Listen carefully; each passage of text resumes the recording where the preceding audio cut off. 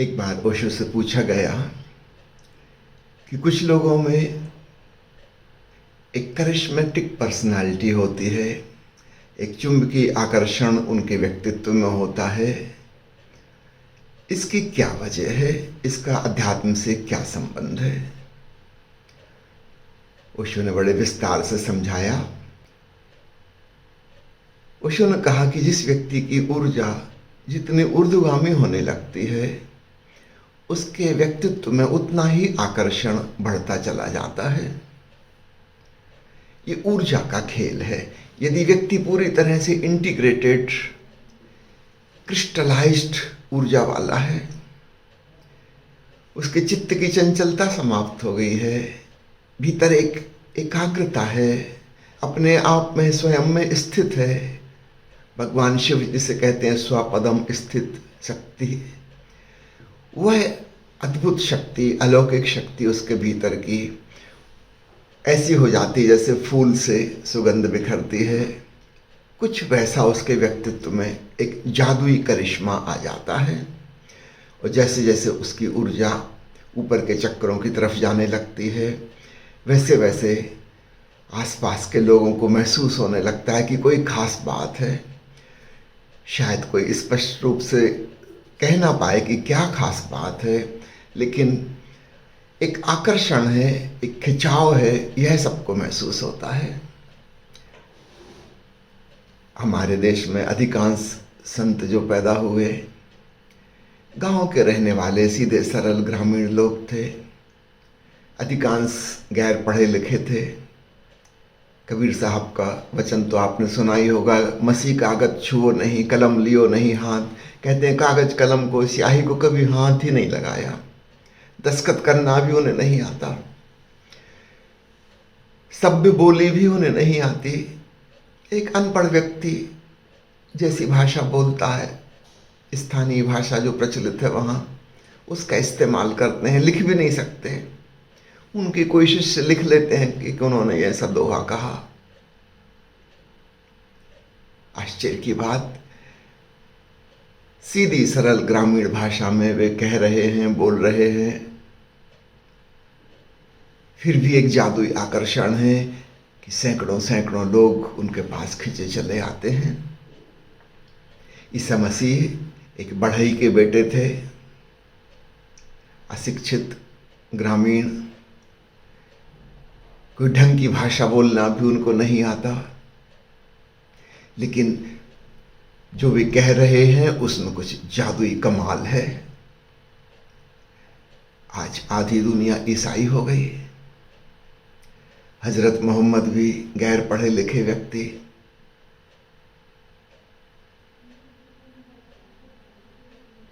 सीधे सरल व्यक्ति, लेकिन उनकी वाणी में कुछ जादू है। जो भी ग्रहणशील हैं, रिसेप्टिव हैं, वो प्रभावित हो जाते हैं। ये प्रभाव क्या है? ये करिश्मा क्या है? ये ऊर्जा का खेल है। जिस व्यक्ति की ऊर्जा हृदय चक्र में आ गई, वह अत्यंत प्रेम से भर जाता है। एक प्रकार का दिव्य प्रेम, डिवाइन लव, उसके पूरे आचरण में छा जाता है। माना कि सब लोग नहीं पकड़ पाएंगे, क्योंकि बहुत लोग पत्थर दिल हैं, संवेदन रहित हैं, उनकी कोई सेंसिटिविटी ही नहीं है, लेकिन जिसमें भी थोड़ी भी संवेदनशीलता है, उसे वो तरंगे छू जाएंगी।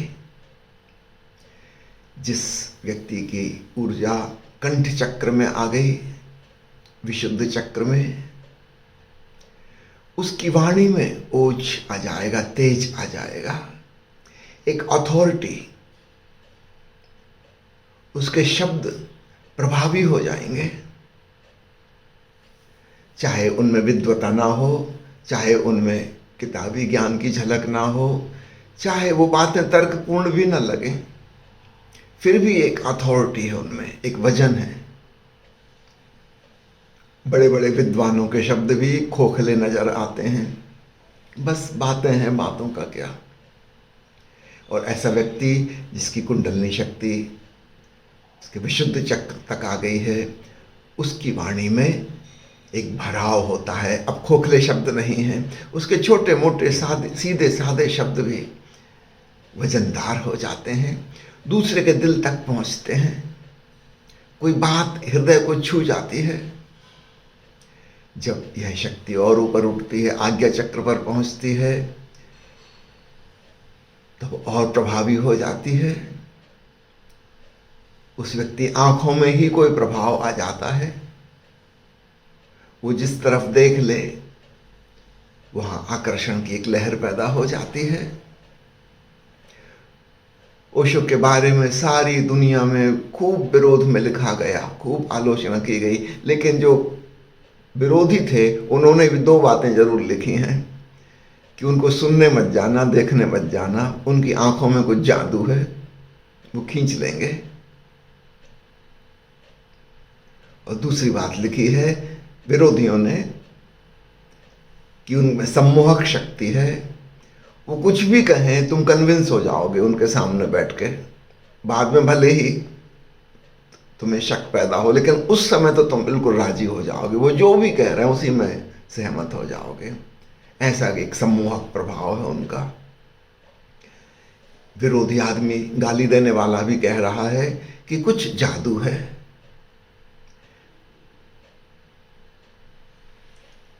और जिस व्यक्ति की ऊर्जा सहस्त्रार पर पहुंच गई तो भीतर महाशून्य में डुबकी लगा गया, उसका तो कहना ही क्या। वो शून्य का आकर्षण है। इस प्रकृति में एक नियम है कि वह शून्यता को, खालीपन को बर्दाश्त नहीं करता। आप एक खाली गागर को सागर में डुबाओ, सब तरफ से पानी दौड़ता हुआ आएगा और गागर को भर देगा। जहां कहीं शून्य है वहां बड़ा खिंचाव है। आश्चर्य नहीं कि हजारों हजारों लोग खिंचे चले आते हैं ऐसे लोगों के पास। तार्किक रूप से वो भी सिद्ध ना कर सकेंगे हम क्यों खिंचे चले आए, कि हमने अपना सब कुछ दांव पे लगा दिया। ऐसा क्या देखा था, वो किसी को बता ना सकेंगे।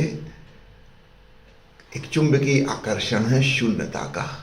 वह व्यक्ति अपने भीतर खाली हो गया है, विचार शून्य है, अहंकार शून्य है, उसका मैं भाव खो गया। यह शून्यता ही आकर्षण बन गई, वह परमात्मा स्वरूप हो गया।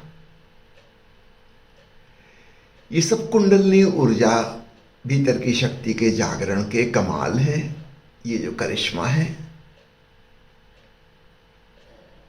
तो जो व्यक्ति जितना अपने भीतर स्थित हो जाएगा, जितनी ऊर्ध्वगामी उसकी ऊर्जा हो जाएगी, उतना ही करिश्मा उसके व्यक्तित्व में, उसके कृत्य में, उसकी वाणी में, उसके होने में प्रकट होने लगेगा।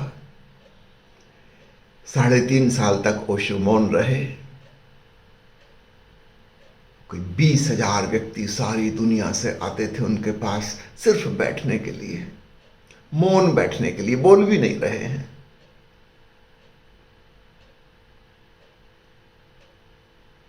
बीस 20,000 आदमी शांत होकर बैठे हैं। कोई बाहर से देखेगा तो कहेगा पागल है क्या।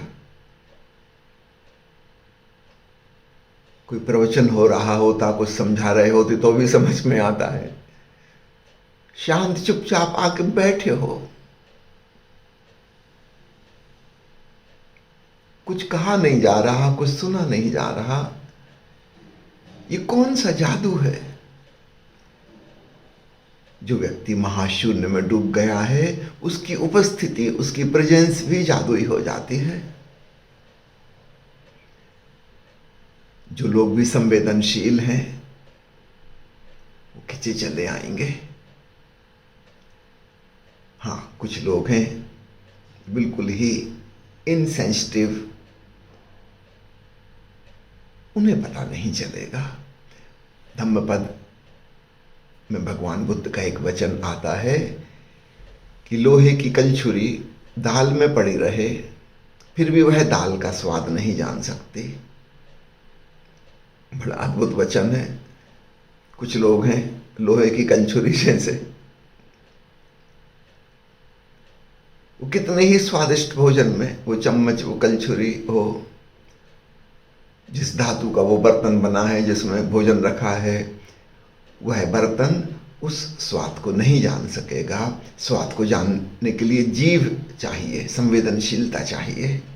तो दुनिया में ऐसे लोग भी हैं, उन्हीं के लिए बुद्ध ने यह वचन कहा है, कलछुरी जैसे, खूब निकट होकर भी उन्हें कुछ पता नहीं चलेगा। महर्षि रमण के पास दूर दूर से साधक गण खिंचे चले आते थे। फिर तो देश विदेश से भी लोग आने लगे।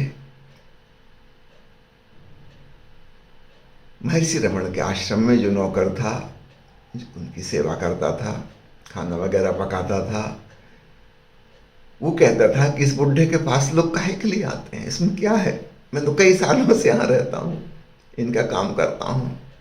और अक्सर आगंतुकों को वो नौकर बाहर ही मिल जाता था, कभी बगीचे में काम करते हुए, कभी कुछ और करते हुए, सफाई करते हुए। तो वहीं पर लोगों को वो टोक देता था, अरे काहे के लिए आते हैं, यहाँ क्या रखा है, कुछ नहीं है, जाओ कहीं और। जी महर्षि रमण, इनको कुछ नहीं आता जाता, वो चुपचाप बैठे रहते हैं, बस कुछ खास बोलते भी नहीं, कभी कभार ही कुछ प्रश्न का जवाब देते हैं, अक्सर तो चुप ही रहते हैं। तो लोग आके कहते थे उनसे कि आपका जो सर्वेंट है ये आपकी बड़ी बदनामी फैलाता है, बड़ी निंदा करता है। वो कहता है आपको कुछ नहीं आता जाता। रमण मुस्कुरा के रह जाते। कई लोगों ने कहा कि आप इसको निकाल दीजिए, क्योंकि जो भी आता है बाहर ये मिल जाता है, ये पहले ही एक नेगेटिव कंडीशनिंग कर देता है। रमण ने कभी उसको नहीं निकाला, उनका कोई फर्क नहीं पड़ता। उसके कहने के बावजूद भी तुम अंदर आए, ये बहुत अच्छा हुआ। जो लोग उसके कहने से लौट गए, ये भी बहुत अच्छा हुआ, उनकी कोई जरूरत नहीं थी। जो संवेदनशील थे वो फिल्टर्ड होकर मेरे पास आ गए। वो नौकर जिंदगी भर वहीं रहा। ऐसे लोग भी बड़े काम के होते हैं, जो बदनामी फैलाएं, जो आलोचना करें। ओशो तो कई बार जानबूझ के कुछ ऐसा कहते थे ताकि लोग भड़क जाएं और उनकी आलोचना करें, गालियां दें। फिल्टर्ड हो जाएंगे लोग। जिनकी सेंसिटिविटी नहीं है वो नहीं आएंगे। अच्छा है, फालतू की भीड़ नहीं लगेगी। उन आलोचनाओं का वो जवाब भी नहीं देते। कई बार लोगों ने कहा कि आप कम से कम उत्तर तो दो। ओशो ने उनका कभी जवाब नहीं दिया। जो बदनामी फैला रहे हैं, वो ओशो कहते थे वो मेरा ही काम कर रहे हैं। जो संवेदनशील हृदय वाले हैं वो उनकी गालियां देने के बावजूद भी खिंचे चले आएंगे, और जो संवेदनहीन है उनको बुलाना भी नहीं है। अच्छा है वो ना आए,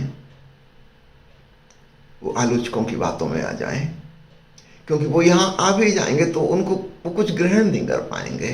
वो दाल की कलछुली दाल में भी पड़ी रहे तो उसको कुछ हासिल नहीं होगा, वो कोई स्वाद ना जान पाएगी।